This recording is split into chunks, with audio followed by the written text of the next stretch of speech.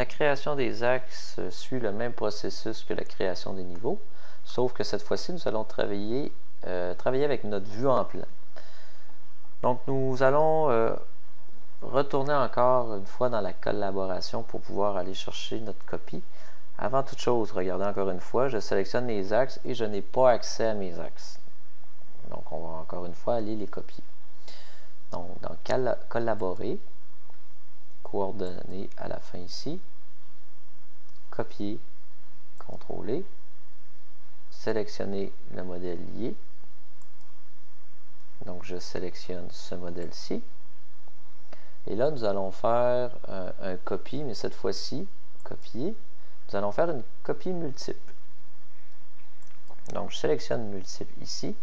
Et là, il y a des petites étapes qu'il faut faire bien attention dans ce processus-là. Donc, ce que je vais faire présentement, voyez-vous, là, puisque j'ai demandé de copier, je peux copier plein d'éléments, donc des murs, des colonnes d'acier ici, je pourrais les sélectionner, les murs, les axes, les niveaux.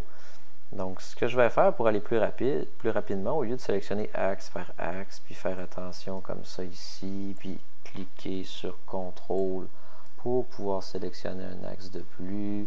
Donc, on va tout simplement tout sélectionner notre projet. Et nous allons aller ici dans l'outil de filtre. L'outil de filtre, vous l'avez à plusieurs endroits dans Revit. Si vous voyez ce petit symbole-là, c'est pour dire que vous pouvez désélectionner ou sélectionner des choses. Donc, filtrer. Donc, je clique ici et ne rien sélectionner. Donc, ça me disait que présentement, j'avais sélectionné 4 appareils sanitaires, 69 murs, 12 poteaux porteurs, 14 quadrillages, un sol. Donc, moi, je veux que le quadrillage. Donc, en anglais, c'est le grid. Donc, en français, le quadrillage, donc les axes. Je vais appliquer ça. Je vais faire OK. Et là, regardez ma sélection. Je n'ai que les axes. Cette fois-ci, je vais faire terminer. Et faites attention, j'ai 2 terminés à faire. Terminer sur ma sélection.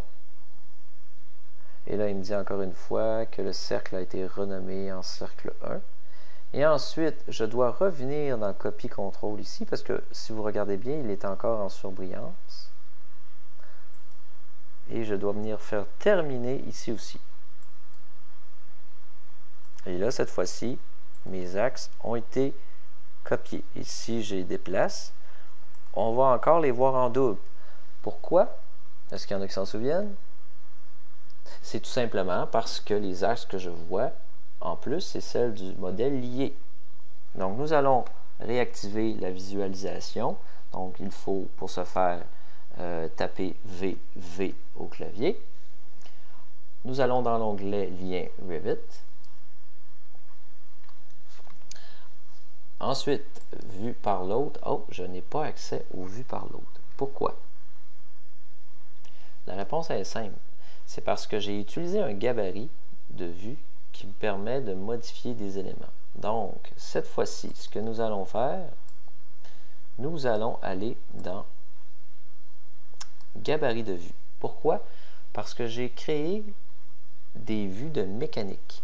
Et par défaut, le logiciel me dit « Ah, tu as créé des vues de mécanique. » Nous allons tout simplement te mettre un gabarit.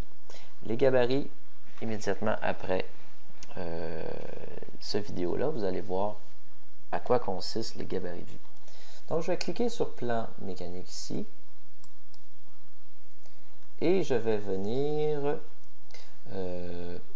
utiliser ici Lien Revit des remplacements. Donc, on va faire modifier ici.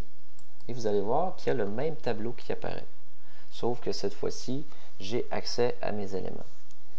Donc, je vais faire Vue d'hôte, personnaliser, catégorie d'annotation, Vue d'hôte, cette fois-ci personnalisé aussi. Et là, j'ai accès à cocher ou décocher des éléments.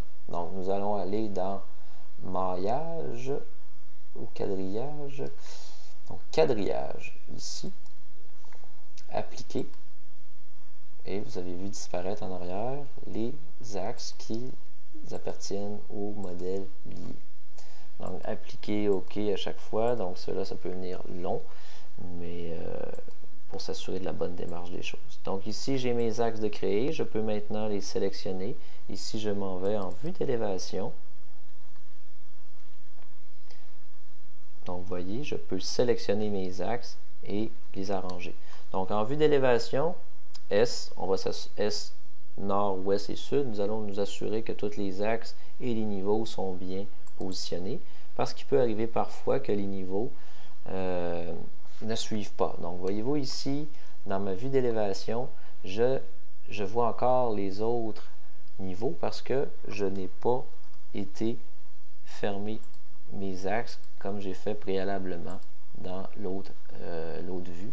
Donc, catégorie d'annotation personnalisée. Donc, je dois aller là et aller dans niveau. Ici, décocher. Et tant qu'à être présent, je pourrais décocher aussi quadrillage pour enlever les axes du modèle lié, faire OK, appliquer.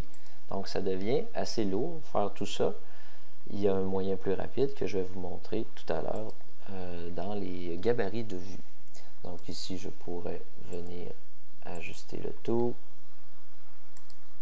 Et voilà, donc j'ai arrangé la vue nord.